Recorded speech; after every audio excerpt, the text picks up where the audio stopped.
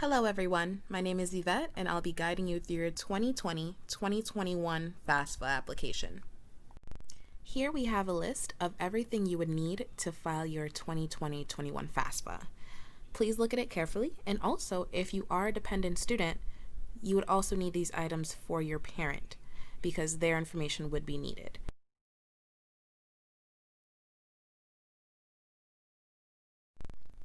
All students who apply for federal student aid are either considered dependent or independent, and this is dependent upon the answers of the following 10 questions.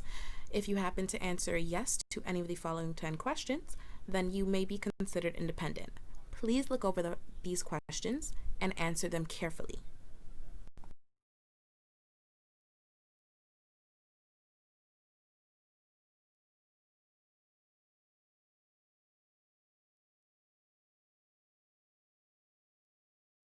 You'll come to this page. The first option is for new users, where it says new to the FAFSA process, and then you'd click start here. You'll be able to set up your FSA ID. And then for users who have already completed a FAFSA in the past, they can use the same login information by clicking the second option that says returning user and click on login. For this demonstration, we are assuming that you, the student, are completing your own FAFSA. However, if you are not, if you are a parent, a preparer, or a student from a freely associated state, then you'd have to select the second option. If you, the student, are preparing your FAFSA, you should select the first option. Use your FSA ID or associated email address or phone number to log into your FAFSA application. If you recently created one, you would use that information. If you completed your FAFSA in a previous age year, you would use that information. If you have completed a FAFSA application in the past, we would highly suggest using the FAFSA renewal option. This way, most of your information transfers over. If you have never completed a FAFSA before, click on Start New FAFSA. Please be sure to create a save key so that way you can resume your FAFSA on the same page you leave off in case you are unable to complete it in one sitting. Also be mindful that this is not the same as your FSA ID. This page pertains to the personal information for the student. Your name and social security number should appear exactly as they do on your social security card. Please be sure to include valid email and phone number information. This way, the Department of Education can send you information pertaining to your FAFSA application. The address should be a permanent home mailing address, normally the one you or your parent put on their taxes, unless this has recently changed. If you are a dependent student, the state of legal residence is usually the state in which your parents live. If you moved from your family's state of residence into a state for the sole purpose of attending a college, do not count that state as your legal residence. The 2020-2021 academic year consists of summer 2020, fall 2020, and spring 2021. Please indicate whether you will be earning your high school diploma, GED, or equivalent homeschool credential before enrolling in college for 2020-2021. The following question asks what degree you will be pursuing. Now, if you have never earned a bachelor's degree, and this is what you're going for, a four-year degree, please select first bachelor's degree. If you have already earned a bachelor's degree and you are going for a second one, please select second bachelor's degree. If you have already earned your bachelor's degree and you're planning to enroll in a graduate or doctoral program, please select graduate or professional degree. The next question directly affects your eligibility for federal grants. It asks whether or not you will have received your bachelor's degree by July 1st, 2020. If you answer yes, you would not be eligible for federal aid from the Pell Grant. If you answer no, that's perfectly fine, you would be eligible. Now, if you incorrectly answer yes, you can go back and make corrections. Just be sure to do so as soon as possible. The next question asks about what your grade level would be. Now, this isn't referring to the number of years. Instead, this refers to your progression towards that degree. For instance, most students who are below 30 credits would be considered a freshman. And the final question asks whether or not you'd be interested in work study. Work study is based upon financial need and allows you to earn money while attending college. You get paid for the hours worked, and the earnings will not affect future financial aid eligibility. Requesting work study positions will not affect your eligibility to receive a grant. These questions pertain to registering with the Selective Service System, as most males between the ages of 18 to 26 must be registered in order to actually receive federal aid. If you happen to have a driver's license, please enter that information here. If at any time you, the student, were in the foster care system, please answer yes to the first question, then continue to provide the highest known level of school completion by your parent or parents. If you have received federal student aid in the past, please select yes. If you have not, please select no. If you have ever been convicted for the possession or sale of illegal drugs for an offense that occurred while you were receiving federal student aid, please select yes. If not, please select no. Please indicate the high school name, city, and state in which you received your high school diploma. If you earned your high school diploma from a school outside of the U.S., you can select foreign country.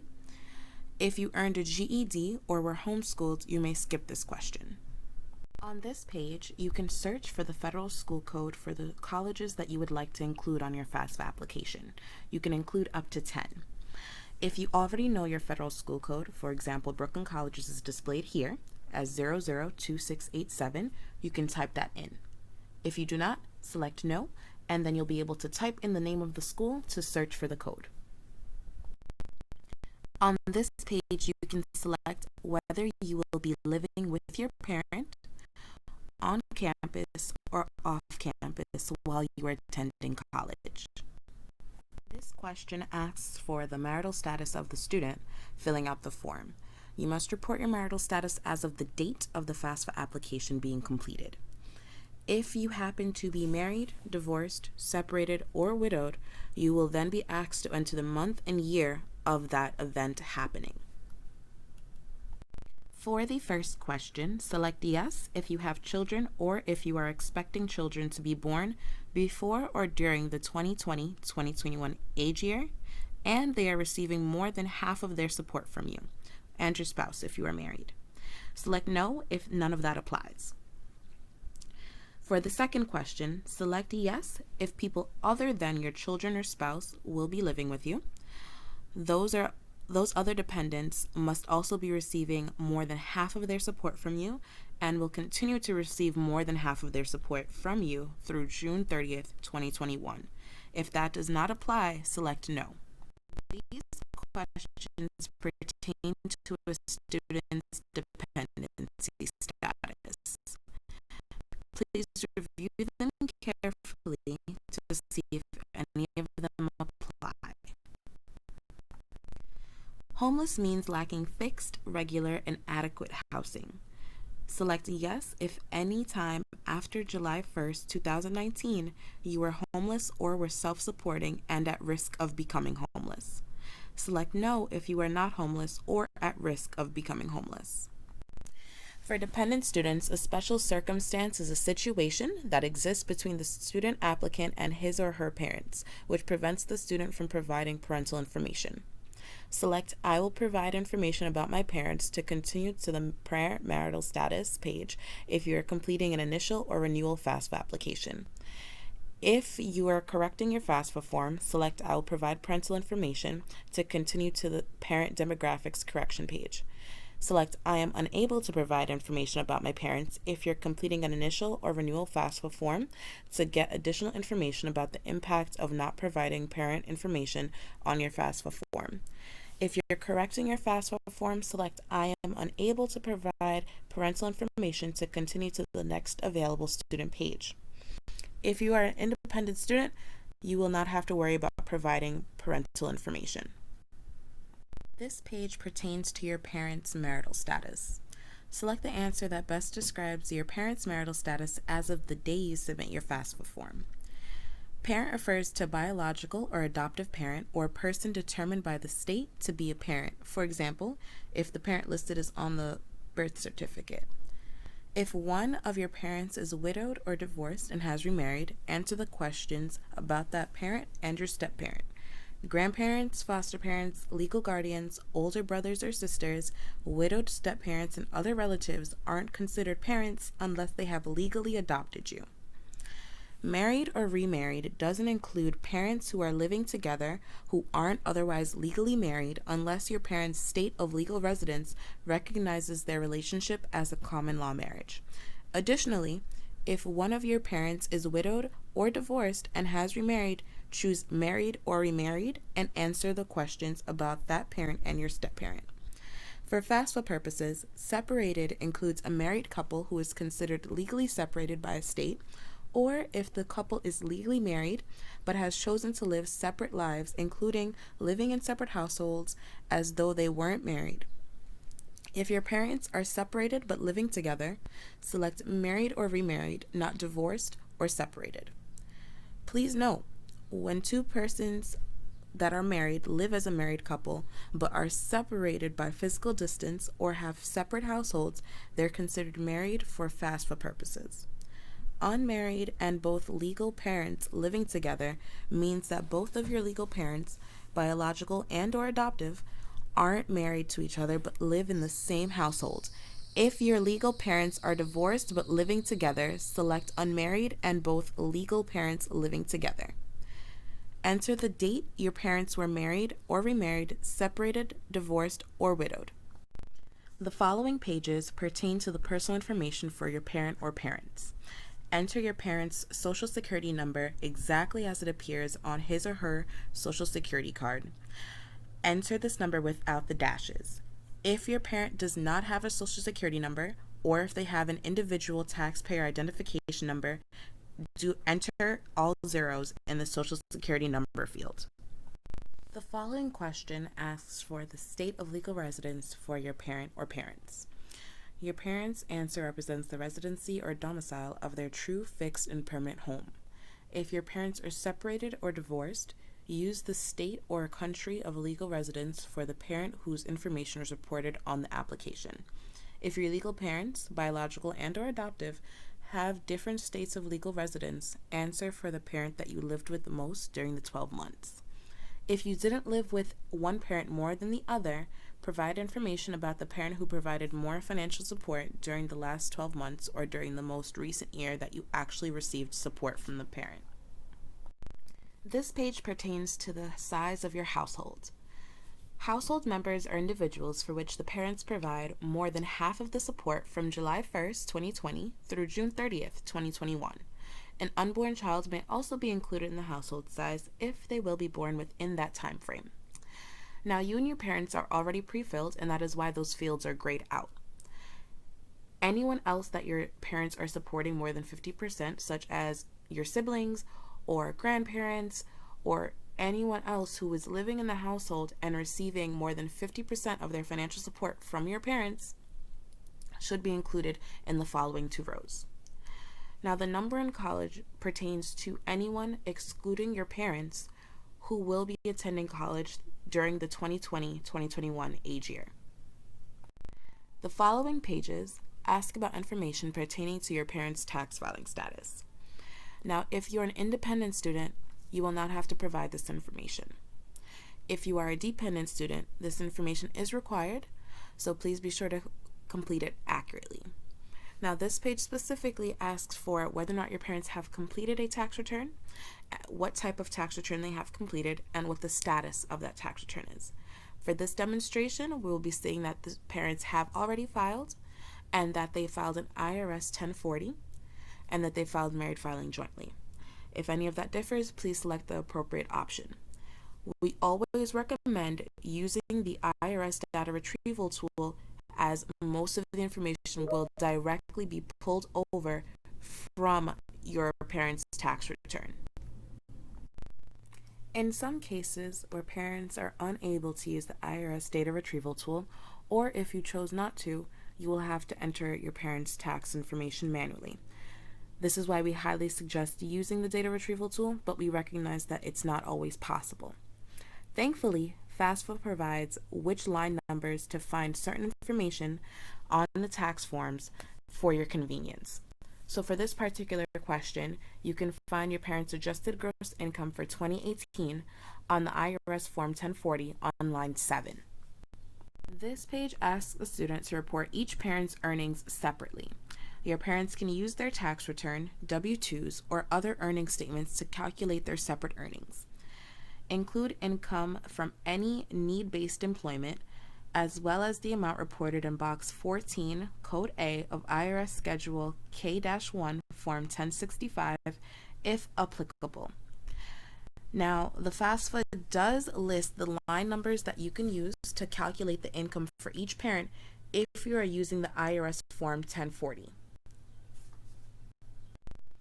This question can't be left blank unless your parents will not file a tax return.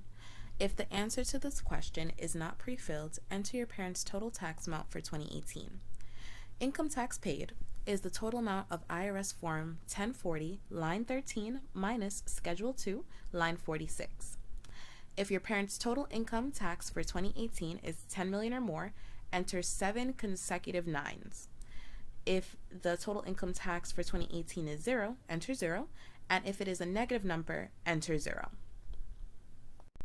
This page asks about any additional income or credits that your parents may have received in 2018.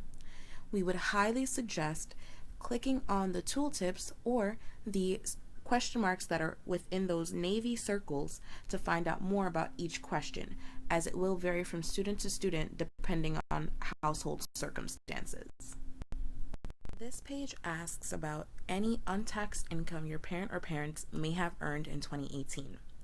Please review each question carefully, and if you need assistance on a particular subject, click on that tooltip or the question mark within that navy circle to find out more information about each question.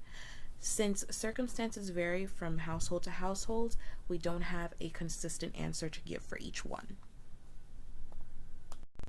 This question asks about the value of your parents' assets as of the date of you filing your FAFSA. Now, assets include money in cash, savings, and checking accounts, any businesses, investment farms, and other investments such as real estate other than the home in which your parents live, stocks, bonds, certificates of deposit, etc. They do not include, however, the home in which your parents live, the value of life insurance, or any retirement plans. This page asks about the student's 2018 tax information. Both dependent and independent students must complete this. It asks whether you, the student, have filed a tax return for 2018, what type of tax return you may have filed, and what your tax filing status may have been. In this demonstration, we are using a student who has filed a 2018 1040 and filed as single. We also highly recommend using the IRS data retrieval tool if possible. That way most of your information will transfer over. This page asks for a student's 2018 adjusted gross income. You would only need to answer this if you actually filed. In this particular demonstration, our student did file and they earned $20,000 in 2018. This information can be found on line 7 of the IRS Form 1040. This question cannot be left blank unless you will not file a tax return for 2018. If the answer to this question is not pre-filled from the IRS data retrieval tool, enter your total tax amount for 2018. This information can be found by subtracting the amount listed on line 13 of the IRS Form 1040 minus the amount found on line 46 of the Schedule 2. If you do not have a Schedule 2, use 0. If both lines are blank, you can also use 0. The following questions ask about any additional income or credits that a student may have received in 2018. We would highly suggest using the tooltips next to each question to find out more about what exactly it's asking. We wouldn't be able to provide a blanket statement or a blanket answer just because situations vary from household to household based upon circumstance. This page asks about a student's assets. Assets include money in cash, savings, and checking accounts, any businesses, investment firms, or other investments such as real estate other than the home that you currently live in.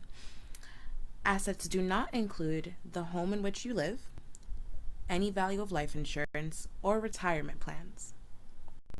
A preparer is anyone who charges a fee for helping you fill out your FAFSA. If you're a student filling out your own FAFSA, or a relative or friend, or even a college advisor, this would not be considered a preparer. This page provides a summary of all the information you have provided on your FAFSA. We always recommend students review this information to ensure it is correct prior to submitting. That way you can go back and make any corrections. All students are required to sign the FAFSA. If parent information was reported, one parent is also required to sign the form. You can either use your FSA ID username and password to provide your signature, or if you are unable to do so, you can print out a signature page to sign and mail in if you're filing electronically. Having FSA IDs will speed up processing of your application. In order to submit your FAFSA, you must review the terms of agreement and select Agree. Then on the following page, click Sign this FAFSA. If you are a dependent student and both parents are listed on the FAFSA, you can choose which parent will sign this page. Either parent can use their FSA ID username and password to provide a signature, or print out and mail the signature page to sign if they were unable to create an FSA ID. If neither parent has a social security number and was unable to create an FSA ID, they would have to print out and mail a signature page. As a dependent student, your parent must review the terms of agreement and select Agree in order to submit your FAFSA. On the following page, click Sign this FAFSA to submit their signature. As previously stated, if you or your parent were unable to electronically sign the FAFSA using your FSA ID, you can request the option to print a signature page and mail it to FAFSA. If you select the option to submit the FAFSA without signatures, you will have to return later to sign. Congratulations! Once you have reached this page, you have successfully submitted your FAFSA. After submission, the data will go to the Federal Processing Center, and the results will be sent to the college or colleges you selected on the application. You will also receive a student aid report confirming the processing of your FAFSA.